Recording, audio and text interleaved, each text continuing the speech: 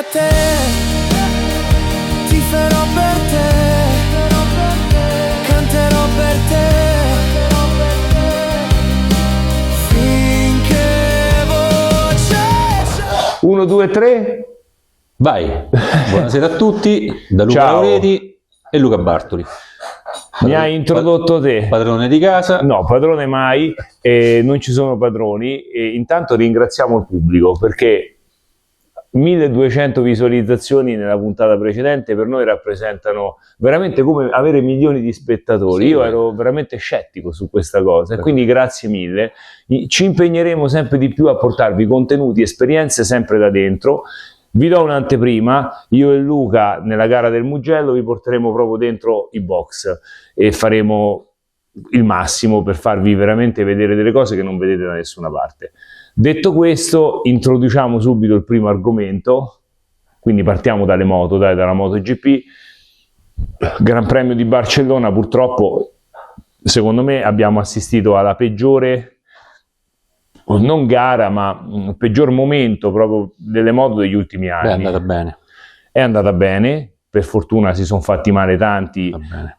ma sono tutti vivi, dobbiamo dire questo, perché le prime scene, io addirittura quando ho visto Alex, poi adesso c'è una regola che, non so se lo sai, non si possono mostrare finché non si sa, diciamo, che il pilota sta bene, non si possono mostrare le immagini, e lo trovo anche giusto, Sì, sì. perché con Simoncelli quel corpo lì, esamine, veramente è stata Ancora nella mente di tutti. sì, di tutti, però effettivamente non si vedevano le immagini, quindi si pensava per il peggio. Io ho mandato un po' di messaggi agli amici che ho lì e mi hanno detto ma è cosciente, qualcuno mi ha detto insomma sta male, però poi alla fine insomma e poi dopo c'è stato l'altro incidente di Zarco. Intanto allora ti chiedo questa cosa: la Liberty Media, il nuovo proprietario, ha tolto Phillip Island per il prossimo anno e correranno ad Adelaide su diciamo un circuito cittadino. Sottolineo che io spero che queste cose poi vengano rivalutate, perché allo stato attuale abbiamo visto su una pista come Barcellona, che ha le sue problematiche, ma è una pista, quello che è successo. Quindi intanto dimmi cosa pensi degli incidenti che abbiamo assistito e del fatto che si voglia correre nei circuiti cittadini, per portare il motivo qual è poi fondamentalmente, che giustamente l'organizzatore dice noi andiamo a correre sempre a 200 km al centro, la gente non può farsi sempre 3 ore di macchina andare e 3 ore a ritornare. Però Spero, allora comincio dalla fine. vai. Spero che rivedano queste posizioni su questa trovata di reintrodurre le gare nei circuiti cittadini, perché da appassionati di motociclismo stavamo parlando poco fa proprio riguardo a quello che è stato, perché sono state poi tolte le gare, diciamo, nei circuiti. E poi fu Giacomo Agostini che si impuntò praticamente perché il Tourist Trophy era una tappa del mondiale e lui non la voleva più fare. Il TT che purtroppo ha pagato numerosissime vittime, perché ovviamente è una gara. Sì, neanche lo so, ma penso sarà. Poi peraltro organizzata pure bene, nel senso che sì, no, è un giro lunghissimo, quindi però lì si raggiungono velocità veramente stratosferiche e quindi il pericolo è dietro l'angolo. Sicuramente io alla memoria torno al passato e torno alle tragedie dei circuiti anche qui d'Italia, dove abbiamo perso piloti che poi hanno pagato amaramente quello che è stato poi l'aspetto dello spettacolo, e quindi io intanto garantirei la massima sicurezza.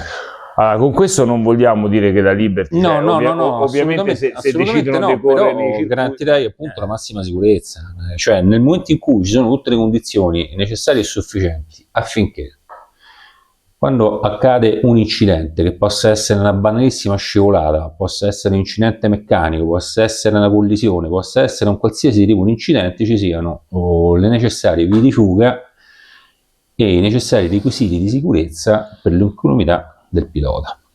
Anche perché io ci ho girato a Barcellona e alla fine, se tu guardi l'incidente di Alex Marquez, quando lui, Acosta, diciamo, rompe il motore, gli si inchioda la moto, lui alla fine è anche bravissimo a schivarlo, va sull'erba, il problema è che dall'asfalto al muro è pochissimo, e quindi lui rotolando per distanza, fortuna poi non può calcolare nemmeno la velocità di impatto, perché lì la velocità può essere anche 200 km/h. No, lui ha impattato a 2,60. Non il corpo che scivola. Ah, il corpo che scivola, sì, sì. Beh, se va addosso a un muro, certo, a 200 all'ora. È meteorite. Sì, sì, è una cosa Io incredibile. a Barcellona mi sono visto, stato un po' d'anni fa, mi sono visto il circuito cittadino del Montjuic, eccetera, e dico, mamma mia, questi correvano qui?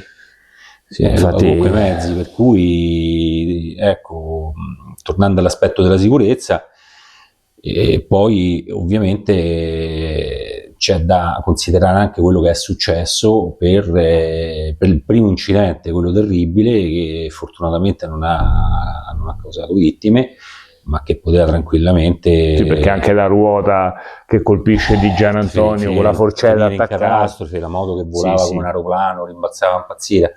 E poi io seguo anche sui social diversi gruppi tematici, sì. e si parlava del fatto che, ecco, Acosta non sia stato tempestivo nel segnalare la defaillance, quindi la noia meccanica, eccetera. A quella velocità, già che tu ti accorgi che ti sta succedendo qualcosa, è un miracolo, perché adesso che ci sono le moto a 4 tempi è molto più raro che si rompano i motori. Ma io che ho seguito anche le 2 tempi, io diciamo ho guidato anche moto a 2 tempi, io ho avuto una Aprilia RS 250, ho avuto un Suzuki Titan 500, e il grippaggio è sempre dietro l'angolo, Cioè, e a me mi dicevano, anche te me lo raccontavi, anche alcuni piloti che hanno vinto il mondiale in 250 mi dicevano sempre che c'era questo incubo grippaggio, quindi con sta mano sempre la mano sulla frizione, la mano sinistra sulla frizione. E l'Aprilia, per esempio, quando uscì l'Aprilia 250 con motore Suzuki, durante i test di motociclismo della rivista gripparono. Pensa. E In quel caso il grippaggio ti si bloccava la ruota, il grippaggio si grippa la ruota. Se sei tempestivo ad accorgertene, quindi a tirare la frizione e staccare praticamente la ruota trasmissione, continua a girare.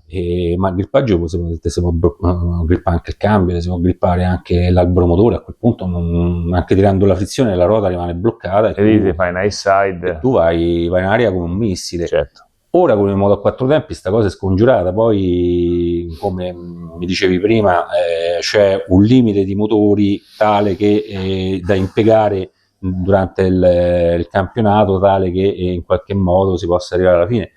Però il motore a 4 tempi può perdere pure olio copiosamente, ossia quando si rompe in cartere, cioè la perdita d'olio è forse peggio ancora di quello che è successo domenica, perché spacchi il motore lì di olio ne perdono in quantità industriale, per cui chi arriva dietro certo, e magari in curva. Allora, io sul discorso dell'incidente, poi per carità è ovvio che si possono rompere, si possono rompere moto, non è contemplata. No, certo, infatti non si accusa nessuno. L'unica cosa che voglio dire è che KTM nella gara di Barcellona ha rotto il motore con Acosta, ha rotto il motore con Binder, che praticamente è arrivato, non è riuscito neanche a partire, e poi dopo è salito su un'altra moto. Bastianini ha rotto il motore, quindi probabilmente abbastanza al limite. Mi fa pensare che loro, essendo indietro, diciamo, a livello quindi hanno esasperato un po', hanno esasperato forse un po' tutto, non lo so, questa è una domanda, potrebbe darsi. Sicuramente non mi è piaciuta una cosa, il regolamento, che lo trovo assurdo, perché Acosta grippa il motore, rompe il motore, si scatena l'incidente, però praticamente che cosa fa? Poi nella partenza successiva può partire, perché il regolamento dice: se tu intanto se c'è un incidente grave viene tutto congelato al giro prima, quindi tu il giro prima eri in pista, era primo lui e quindi va bene, però devi rientrare con la tua moto. E lui dice: come ha fatto a rientrare con la moto? 2 l'hanno scortato spingendolo, quindi lui è potuto, a spinta arrivare, ma se la gara non veniva neutralizzata, Luca, cioè col motore rotto, era 0 punti, a parte poi 0 punti l'ha fatti uguali, perché il nostro Ogura ha ben pensato di sdraiarlo sì, all'ultima curva, no, però ci ha pensato lui a rimettere tutto a posto, no, però, cioè, quello che voglio dire, c'è un regolamento veramente assurdo, perché se tu, a parte scatenare l'incidente, ma anche rompi la moto, cioè basta, hai rotto la moto e è finita la gara, se no altrimenti... Sì, va rivista pure secondo me Sì. questa regolamentazione, perché poi alla fine qui è un po', io adesso mi riferisco alla Formula 1 da quando hanno introdotto la safety car, no? La Sì. safety car pure è stata introdotta per motivi di sicurezza. incidenti che si sono verificati, motivi di sicurezza. Però ti dico questo, se io sono in testa, Certo, con 30 secondi di ma vantaggio. ti ho preso pure un minuto e mezzo, mi sono fatto un culo così, tanto per... Sì, tu me ne... certo, sì, ma infatti. Lo sai qual è il discorso, Luca? mi fai partire un minuto e mezzo prima e poi, certo, poi dopo neutralizzi No. quello... Lo sport è la logica sportiva. credo, no, boh, Sbaglio, no, è può darsi così. sbaglio io. No, tu hai ragione. Il problema, lo sai qual è? È che la logica sportiva è questa. Invece la logica dello spettacolo è lo spettacolo. Ho E capito. quindi la safety car che riazzera tutto, rifà o la nuova partenza, riazzera tutto. Poi tra l'altro hanno avuto problemi nelle moto, per esempio non c'avevano le gomme, poi sono stati squalificati quasi tutti per la pressione, 4 partenze. È andata bene così. C'è sempre da dire una cosa però, Luca, che sì, lo spettacolo d'accordo, noi siamo appassionati di 1000 sport, Certo, sì, ne parliamo a volte anche in maniera eccessiva. Sì. Però gli sport motoristici purtroppo sono sport dove lo sbaglio si può pagare a carissimo prezzo, quindi io credo che lo spettacolo sì, ma la sicurezza pure, perché poi io da quando seguo sia la Formula 1 da bambino che il moto mondiale, purtroppo di piloti che non ci sono più, l'ho visti tanti. Quindi questa cosa va considerata sicuramente, perché poi cioè sì. non c'è probabilmente la possibilità di recuperare quando c'è.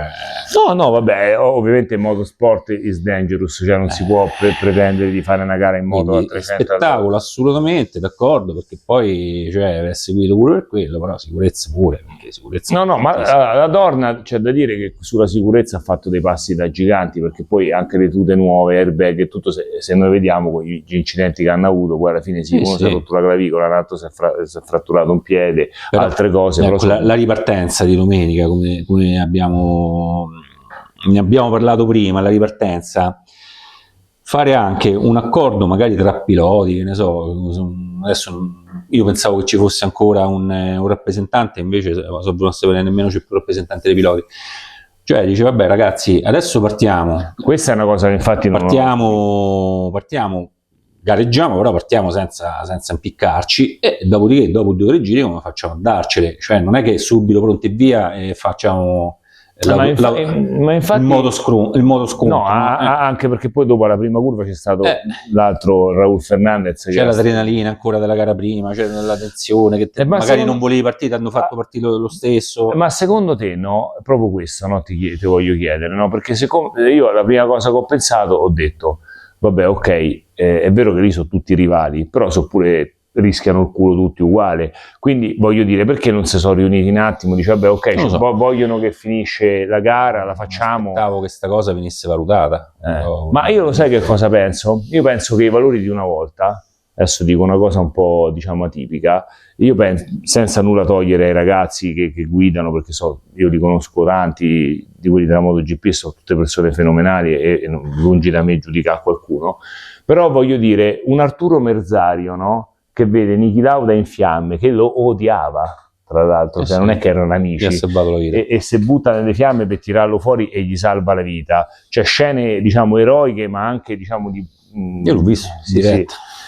Cioè, nel senso, io adesso penso che in questo mondo un po' asettico, pure di social, i valori sono un po' diversi, succedono pure un po' queste cose, che quindi uno non ci pensa. Adesso dico una cosa impopolare, però le tragedie si dimenticano anche troppo facilmente, spesso.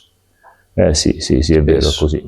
Quindi ci vorrebbe, ecco, non dico un comitato, io mi ricordo perfettamente l'incidente di Franco Uncini, no? Sì, certo, sembrava morto, poi diventò rappresentante dei piloti della sicurezza, e Franco Uncini fece un lavoro egregio, perché poi si correva con condizioni che spesso... Allora, loro ci stanno, cioè non c'è credo più Uncini e Capirossi, ci stanno altri che si occupano della sicurezza della pista, però secondo me lì ci vuole proprio una persona sopra le parti, che secondo me oltre alla sicurezza anche la responsabilità dei piloti, certo. Una sorta di sindacato, vogliamo chiamare così, che praticamente dice alt. Ci stanno due colleghi che stanno con l'elicottero portati, come l'hanno portati all'ospedale e non si sa come stanno. Allora, dobbiamo correre per forza, c'è un contratto che dice effettivamente sta cosa, possiamo non correre, non vogliamo correre. Una gara spinta però con un avviamento diciamo soft. Sì, secondo me sì. Un criterio abbastanza... Però sono i piloti che devono avere, loro hanno la forza veramente, perché se loro decidono di non correre lo spettacolo è finito. Certo. Tutti gli altri possono fare quello che gli pare. Loro hanno il potere in mano. E infatti adesso sto vedendo le immagini del Giro d'Italia, c'è stato il cronometro, vabbè, credo che Ganna abbia vinto. Il Giro, allora, non so se lo stai seguendo. Sì, non quotidianamente, però sì. Sì, vabbè, allora, ovviamente Vingegaard è tantissimo superiore a tutti gli altri, secondo me. Infatti mi sono visto la tappa del Blockhouse, che è stata significativa. Sì, beh, allora, mancando Pogacar, diciamo, probabilmente Van der Poel non ha avversari, diciamo, del suo livello. È stato bravissimo Pellizzari, che comunque bravissimo poi, tatticamente non tanto, perché ha provato a tenere un ritmo pazzesco finché ce l'ha fatta. Sì, però pure qui, cioè, noi veniamo dal running, corriamo, cioè se io posso andare adesso a 4 km e te a 5, è inutile che mi segui 300 metri. Io l'ho fatto. E poi l'ho fatto e l'ho pagato. Con disastrosi, capito? Quindi l'ho fatto e l'ho pagato. Però ci sta che alla fine... Quando ti parte l'embolo, provo a attaccarmi dietro, però ci ho provato. Sì, è come Martine che è entrato nel box suo, praticamente aggredendo Bonora, che praticamente il suo di tecnico, cioè poteva andare in quell'altro box. Si era disconnesso. Sì, si era disconnesso. C'era più la connessione wifi. Forza, certo. No, vabbè, però dico, Vingegaard sicuramente vincerà il Giro. Ha fatto secondo me bene a fare il Giro d'Italia come prima, perché non c'ha Pogacar, che comunque negli ultimi anni è andato troppo forte. Quando è partito sul Blockhouse, secondo me effettivamente l'ho visto andare a ritmo. Io peraltro ho scoperto da grande, perché queste sono delle cose che magari non c'è mai coraggio a chiedere, no? Perché fa la figura dell'ignorante.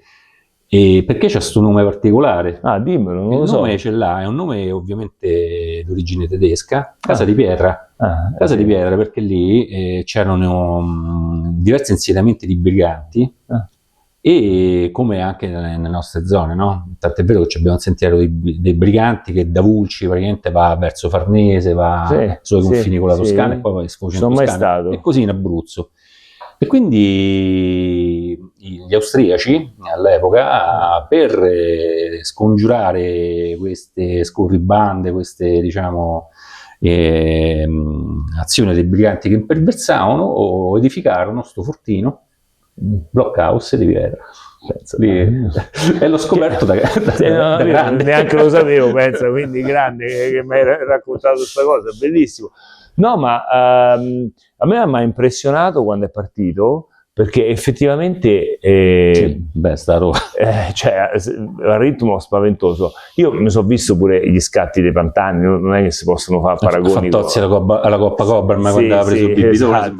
Esatto, infatti poi si è piantato pure un po' lui, secondo me, alla fine, perché comunque non è che si è gestito proprio benissimo, però è un giro che sta portando, secondo me, cioè attenzione del pubblico. È bello il ciclismo, secondo me, in questo periodo. Uno, perché ci sono grandi personaggi. Sta vivendo un momento molto di altissimo livello, diciamo. E io credo che però il ciclismo ha raggiunto un tale livello, diciamo, di prestazioni, che purtroppo in Italia qualcosa bisogna inventarci, perché non si può più pretendere che ci si alleni sulle strade nelle condizioni in cui sono tenute. Questo è vero. Quindi purtroppo anche per diciamo, il fenomeno del momento dell'automobilista distratto, no? Quindi è un dramma. È un dramma perché ogni tanto lì qualche incidente si verifica, le strade sono piene di voragini ovunque, in tutta Italia.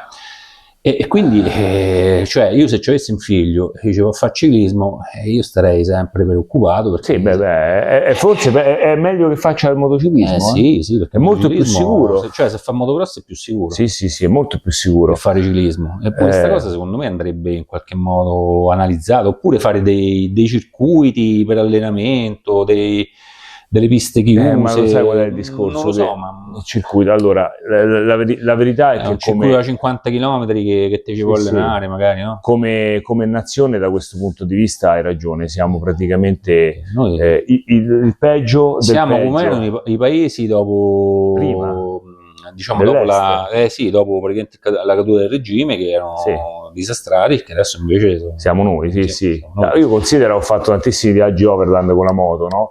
Ti accorgi di arrivare in Italia perché... Peraltro, le notizie in anteprima, sono riuscito ad agganciare un noto personaggio, diciamo qui delle nostre zone, che ha fatto faville ai suoi tempi nel ciclismo, e ci racconterà come lui cominciò a correre. Adesso non ve lo spoilerò perché è interessante, non lo so, riguarda anche come erano tenute le strade in un posto dove lui viveva. Spero bene. Sì, per questo ho cominciato a correre.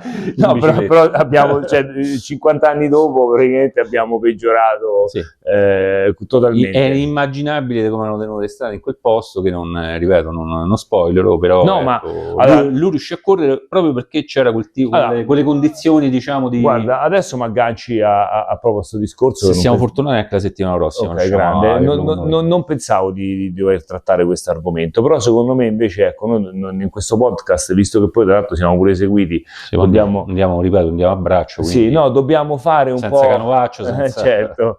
No, però dobbiamo fare proprio un po' di... Cioè, bisogna come cittadini essere autarchici, bisogna incazzarci, bisogna andare a sbattere dai potenti e dire: io non posso perdere, è morto un mio amico, non si sa bene la dinamica in moto, la scorsa settimana, su un pezzo di strada tutto dissestato. Sull'Ortana? Sì. Abbiamo fatto il militare insieme, cioè nel senso ci passo tutti i giovedì, l'avevo pure a lavorare, e anche con la macchina, francamente sì, è una cosa vergognosa. Per non parlare se esci in bicicletta. A me piacciono tantissimo le bici. Se vai a casa di mia madre, c'è un posto dove tengo le biciclette, uno pensa che sono un ciclista, le compro ma solo come oggetti, perché sono belle, sono bellissime, le bici sono però belle. Effettivamente non abbiamo... non ci sono ciclabili, ma poi proprio il discorso è proprio del dissesto della strada. Ma adesso viene in mente, per esempio, se uno è veramente appassionato e c'è la possibilità, che si compra una bici all'avanguardia, che ne so, con i cerchi in carbonio. Sì, io c'è il carbonio alla prima buca, spacchi in due. Sono 1.500 euro buttati. Sì, se te va bene hai rotto solo il cerchio. E se ti va bene. Sì, ma non si può andare avanti così. Questo, come nazione, come popolo italiano, bisogna fare qualcosa. Così secondo me si è toccato veramente il fondo. Adesso io non lo so se c'è la possibilità di accedere a dei fondi europei per la riqualificazione, però ci sono tanti fondi possibili, che non c'è un fondo per la riqualificazione. Ma anche perché sulle strade si muore, non è che è come l'ospedale, è come se tu non hai l'ospedale, cioè è inutile poi che intensifichi il 118. Anche le superstrade l'hanno declassata a 70 km/h, le zone 30, però non è che si pensa di sistemare il matto stradale, cioè infatti con i mezzi che abbiamo oggi, cioè con la bicicletta a 50 km/h ci vai tranquillamente. Se c'è la possibilità di spingere.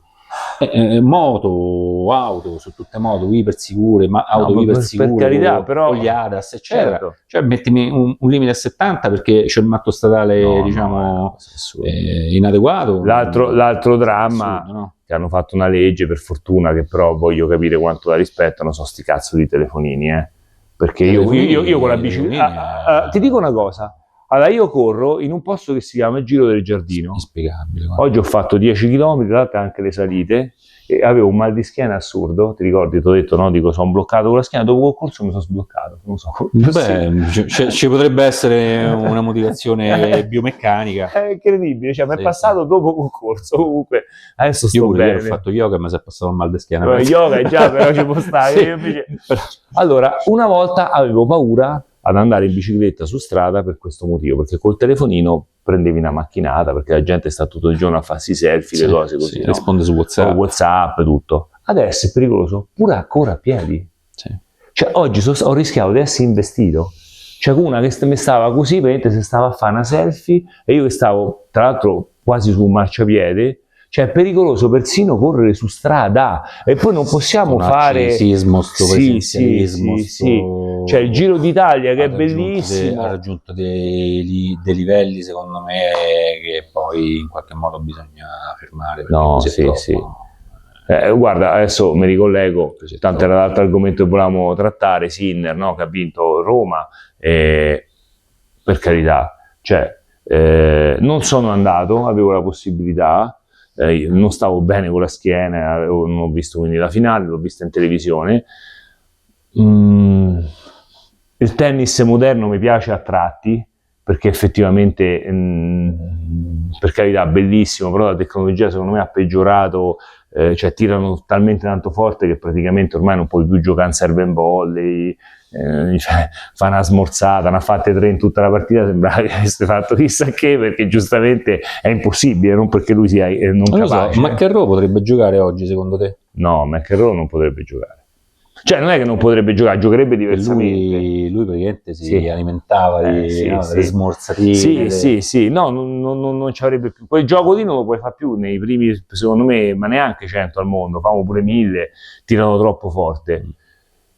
Allora, è bello perché lì il foro io lo vivo spesso, ci vado quasi tutti gli anni, per carità, un grande evento, biglietti, prezzi folli, come dicevamo l'altra volta, tu però mi dicevi, vabbè, finché la gente ce va, è giusto così. Sì, però pure sti tennisti che se sentono un fruscio sulla tribuna non te servono. Qui siamo passati da parlare di uno che praticamente si è preso una motata a 300 all'ora e è ripartito e ha vinto la gara, perché tanto gli era arrivata la moto parlo di Gianantonio, e un Sinner che magari non mi vuole servire perché giustamente, cioè, per carità, cafone il pubblico che si mette a fare casino. C'è una discreta cafonaggine. Sì, non andare a vedere tennis, no? Devi capire che certo, sì, però pure sti tennisti sono esagerati. Sì, diciamo un po'. Chiaramente c'è pure un po' di esagerazione, perché poi cioè, non credo che perché quello gli ha suonato il telefonino che tu non riesci a battere o no? No, infatti, il servizio. No, voglio dire, dai, cioè, capisco che sono professionisti, per carità, però cioè, dai, su, anche un po' meno. Cioè, ti stanno pagando tantissimo, stai vincendo, stai a fare una partita, se c'hai il pubblico che fa un po' di casino e giocano, rompi i coglioni. Diciamo, bisogna sempre cercare di non esagerare, no? Perché poi qui per 1000 motivi il tennis l'abbiamo seguito, anche se diciamo di italiani fortissimi fino all'avvento di Sinner non ce ne sono stati tanti. Adesso io mi ricordo la vittoria in Coppa Davis, io anche, perché la vidi. Io pure, vedi quella che c'era Omar Sivori, no? Hanno vinto lì, no? Forse no. No, allora la squadra storica era capitanata da Pietrangeli. Ah no, quella no, io dicevo dopo. Ah, dopo, dici? Ma è stata rivinta, mi sa di no. No, solo quella. Okay. Dopo adesso, intanto. Sì, no, a parte Pietrangeli, Barzotti, Zuccarelli, Bertolucci e Panatta, che giocarono contro il Cile, perché c'è un bellissimo libro che all'epoca c'erano motivi politici molto, molto forti, e per protesta giocavano maglietta rossa, no? La maglietta rossa, l'ho letto nel libro che vedeva grigia, sembrava maglietta azzurra, invece era rossa. E poi dopo di quello, poi diciamo poco, perché poi qualche vittoria estemporanea di Barzotti che era un po' una sorta di cavallo pazzo, ogni tanto vinceva contro. Mio padre ha allenato per un periodo Rita Grande, che era comunque una forte, mi ricordo. Certo. Sì. Poi c'era l'avvento di Borg, McEnroe, Gerulaitis, c'era il rumeno Nastase forte, ma non italiani però. Sì, poi dopo cominciò, diciamo, Lendl. Avevamo detto che nel podcast non ci sarebbero stati mai tagli, invece il taglio c'è stato, perché praticamente quella luce che lampeggiava, Luca, non era la batteria, che infatti mi sembrava strano, era la memoria che era piena. Abbiamo quindi saturato la memoria. si è tagliato tutto dove Quindi stavi facendo l'elenco di tutti i Ivan tennisti, Lendl, sì. Boris Becker, sì, Boris Becker, Agassi, e quindi, vabbè, comunque quindi il succo rimane il lo succo stesso. rimane lo stesso. Praticamente siamo arrivati a Sinner, che ha portato l'Italia sul tetto del mondo. Sì, e tu dicevi che comunque è uno che ci ha messo del suo. Beh, ci ha messo il suo perché c'è un passato importante dal punto di vista giovanile Sinner, cioè lui ha anche sofferto. Ha subito sconfitte, ma anche ottenuto risultati di rilievo a livello giovanile. Quindi ecco, l'Italia come adesso nel tennis non c'è mai stata, nonostante i nostri tennisti, diciamo, più blasonari, che ci hanno in qualche modo portato all'ori, in auge, eccetera. Certo. Però Sinner è un altro livello. Sì, siamo su livelli mai raggiunti. Rimarrà uno dei più grandi comunque di tutti i tempi al mondo, a parte l'Italia. Quindi... raggiunti, probabilmente l'atleta, lo sportivo più importante, uno degli sportivi più importanti della storia, credo. A te piace?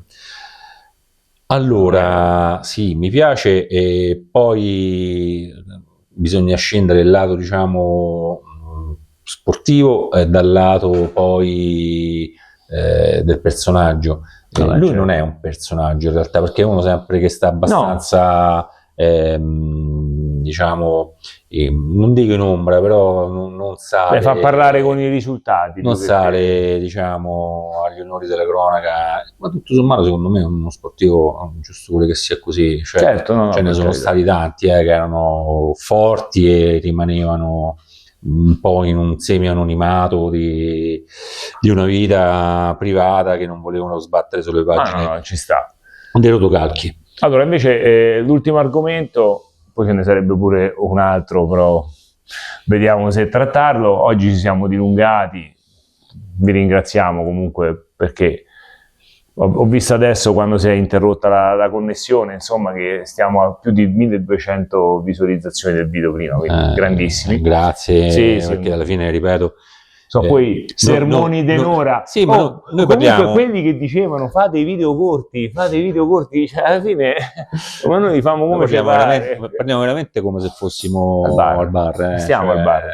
Stiamo dentro spirito. Lo spirito è quello, cioè non c'è nessun canovaccio, non c'è nessun copione da seguire, quindi quello che ci viene in mente cerchiamo di... Quindi ti chiedo, allora, oggi l'ho scritto, l'ho aggiunto, come spirito sportivo, come nostra squadra, faremo la maratona di Torino, tutti insieme, perché come Caru è sponsor, ma è sponsor, e quindi abbiamo un sacco di features. Poi chi la vuole fare, lo diciamo anche qui, insomma, ce lo faccia sapere, che gli possiamo pure magari dare qualche pettorale, vediamo, in omaggio.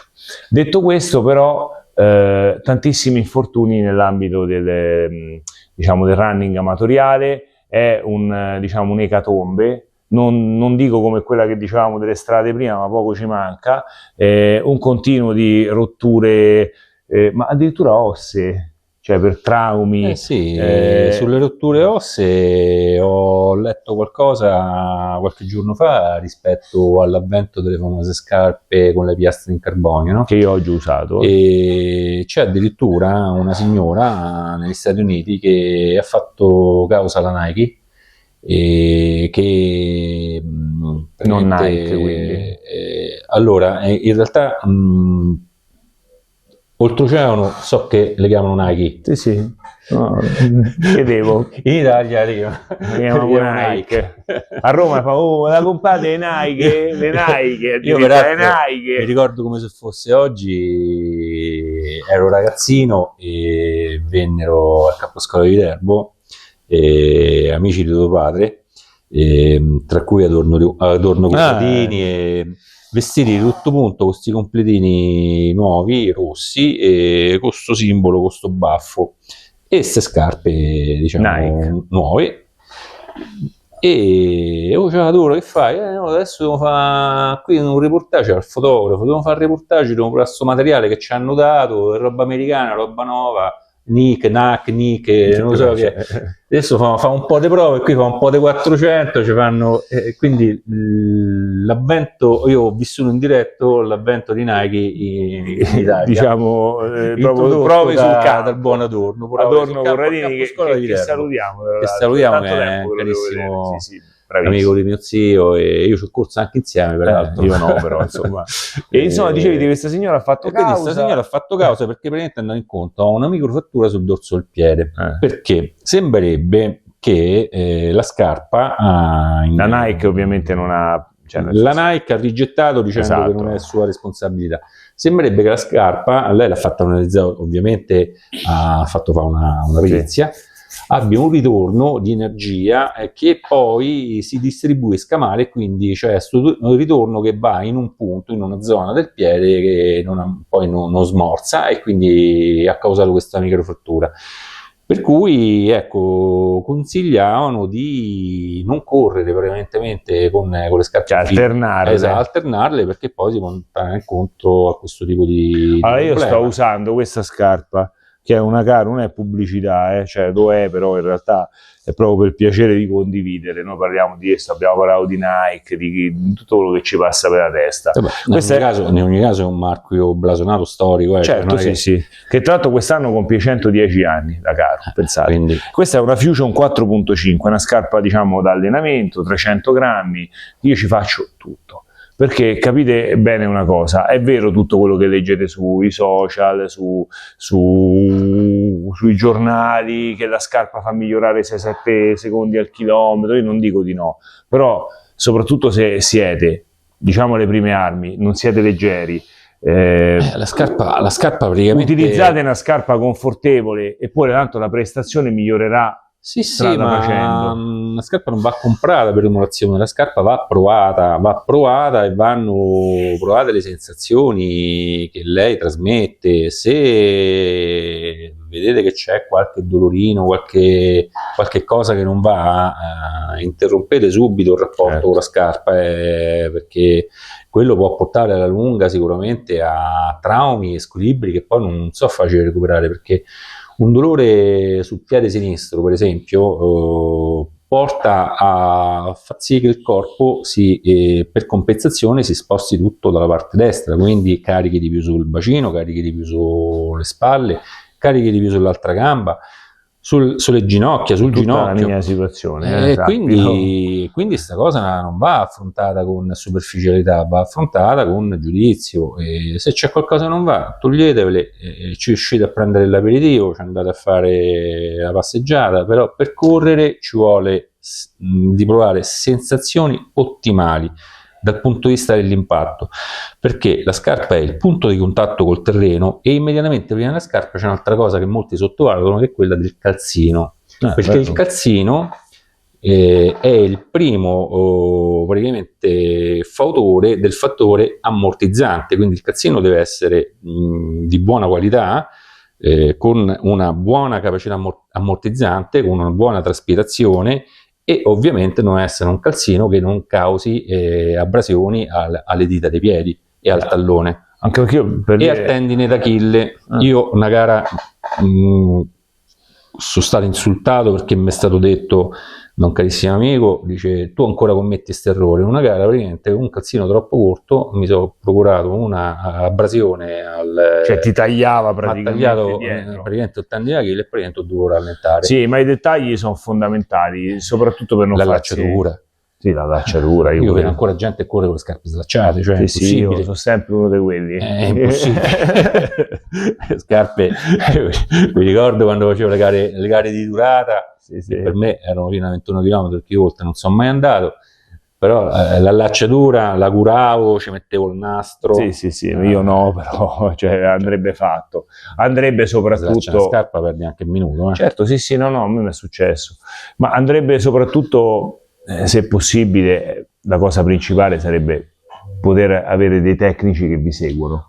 Questo problema è un problema, che non è facile. I tecnici come quelli che ci ricordiamo noi. Il tecnico non è ChatGPT. Mi ricordo che entravi in pista a Camposcuola, e anche un amatore, che poi amatore bisogna sempre ritornare al solito discorso, amatore non è un farfallone, l'amatore è un appassionato dilettante che ha una passione smodata per uno sport e lo pratica rubando tempo cercando di tagliarlo tra il lavoro e la famiglia o tra il lavoro e altri interessi. Quindi l'amatore va rispettato,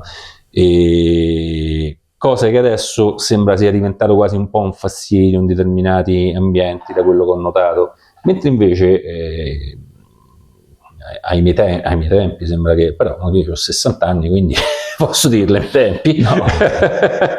Ai miei tempi tu entravi nella pista e magari venivi avvicinato da un tecnico che improvvisamente viene là e dice: scusa, un po' venire qua un attimo, guarda che secondo me tu appoggi male, oppure corri male, cerca di stare col bacino un pochino più piegato avanti, cerca di stare con le braccia un po', cosa del tutto gratuita, del tutto disinteressata, che poi ti faceva piacere, perché tu mentre corri non è che c'era la possibilità di farsi filmare o di no, vederti, e poi magari miglioravi, magari stavi tutto storto e da non una ti facevi parte, male, oppure non alzavi le ginocchia, oppure correvi con i piedi a papera. Io non si sa quanti esercizi di corsa sulla linea di demarcazione delle corsie ho dovuto fare perché correvo con i piedi a papera. Perché lo sai che c'è, Luca, succede sta cosa, no? Adesso, no, che ci sono i social, internet, per carità, tecnologia bellissima, no? Uno scrive su ChatGPT: voglio fare la maratona, perché tanto tutti vogliono. E quello ti tira giù il programma di pizzolato e tu te rompi, perché poi ovviamente ti tira giù il programma e magari tu gli dici: io sono alle prime armi, non ho mai corso, e ti tira giù. Non sei pizzolato. No, diciamo pure che è più sofisticato e che quindi comunque magari ti dice delle cose iniziali che possono essere in linea generale, io ci ho provato a farlo, no? Anche giuste. Il problema è che si dimenticano tutti che la corsa è uno sport dinamico in cui c'è una tecnica che tutti diciamo danno per scontato, delle andature, degli esercizi da fare, che non ci cioè, nel senso, a meno che non viene qua un robot e ve li fa fare, ma cioè, poi c'è bisogno che qualcuno vi guarda. La tecnica di corsa, la tecnica di per corsa migliorarla è fondamentale nell'approccio, perché praticamente a meno che tu non sei uno unto dal Signore, che sei dotato di una corsa tecnicamente impeccabile, poi qualche cosa ti tocca fare, delle corse balzate, degli skip. Ma poi ti deve vedere qualcuno dall'esterno, è uno che ti vede dall'esterno e dice: guarda, che ti dice sta a fare una cazzata, fermo, che ti fa male. Peraltro volevo aprire una parentesi, perché sennò il buon Orlando magari può travisare quello che ho detto, cioè non le preparazioni che Pizzolato mette online, proprio il programma con il quale lui ha vinto la Maratona di New York. quello di un no, anche perché Orlando è grande preparatore, allena praticamente migliaia di anni, che quindi lo sa, seguire la preparazione in grande maratoneta, diciamo, non fate quello che ha fatto lui quando ha vinto New York per un principiante non è assolutamente opportuno, perché non è che si diventa come lui, perché se tutti con l'allenamento potessimo migliorare andremmo tutti alle Olimpiadi, ma non è così, perché ognuno deve capire qual è il suo limite, e per capire qual è il suo limite ovviamente non deve arrivare a rompersi. Anche perché la cosa, cioè, nel senso, se è una passione, qualcosa che vi fa star bene, vi deve far star bene anche fisicamente. Quindi l'infortunio è la cosa che va lontana di più di tutti da quella cosa che tu non puoi fare. C'è tanta approssimazione, c'è tanta anche, tra virgolette, pressappochismo, perché poi, ripeto, sembra, allora, un conto è il jogging, un conto è la corsa che uno può fare per rilassarsi, un conto poi è affrontare delle gare, delle preparazioni. Già affrontare una gara di 8-10 km è impegnativo. Certo, è molto impegnativo. È un discorso piuttosto complesso da inquadrare dal punto di vista della preparazione. Figuriamoci affrontare una maratona che sono 42 km.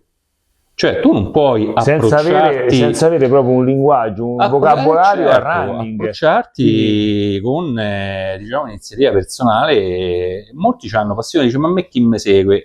Non c'è più questo, come posso dire, questo ventaglio di offerta di allenatori, che a titolo diciamo proprio passionale, come può essere tuo padre, come può essere mio zio, come possono essere tante persone adesso che abbiamo ci stanno conosciuto sui social dei preparatori che voi contattate, non ti vedono, però non ti vedono, non ti seguono, non sai se hai dormito la notte, non sai se c'è problemi a casa con la moglie, non sai se hai mangiato male, non sai, perché questo non c'è tanto poi sull'allenamento, perché a volte la tabella ti dice: oggi devi fare, che ne so, 10 mille. 10 volte 1000 oppure 14 km di medio, eccetera.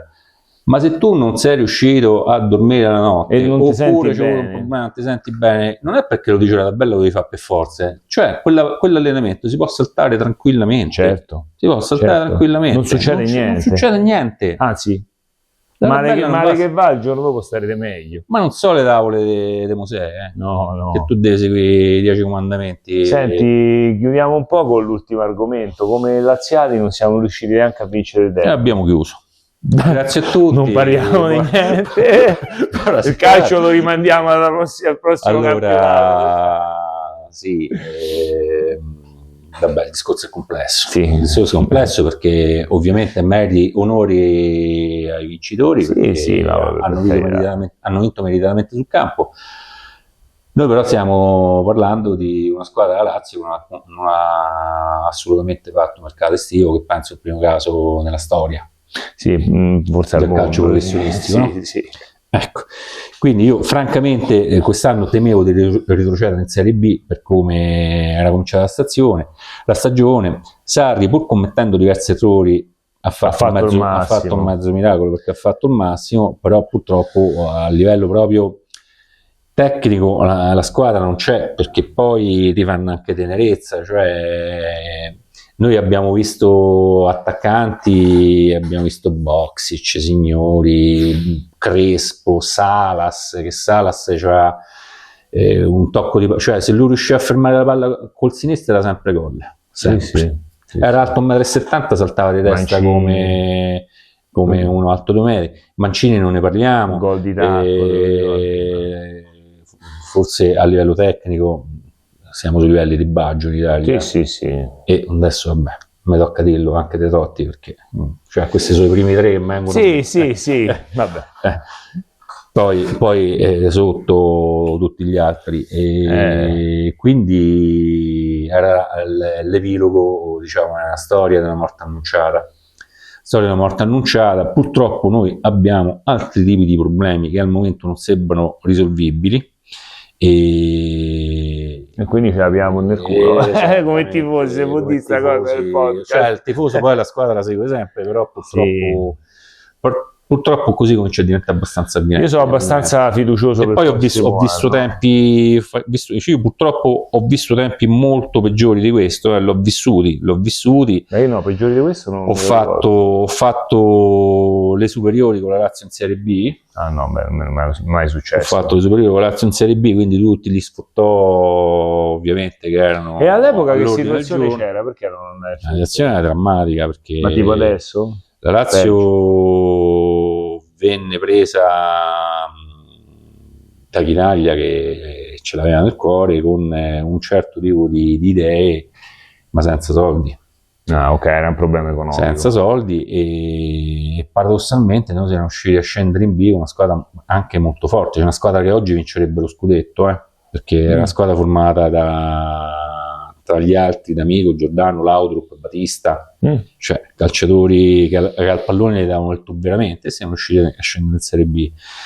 E quindi ho affrontato diciamo la mia adolescenza con questo problema di andare a scuola e la perculata. Beh, non era facile. Del lunedì, e per cui ecco, rispetto a questo sicuramente è molto peggio. Però certo, questo pure è un periodo storico dove non si riesce a sognare, perché tu sai perfettamente che tanto non ti comprerà mai nessuno, perché intanto non c'ha la passione e l'amore, non l'ha dimostrato mai. Soprattutto a questo punto non c'è i soldi, e i soldi qui servono veramente. Lo sai che bisognerebbe fare, Luca, sulla Lazio? Un'operazione si chiama crowdfunding, sai che cos'è?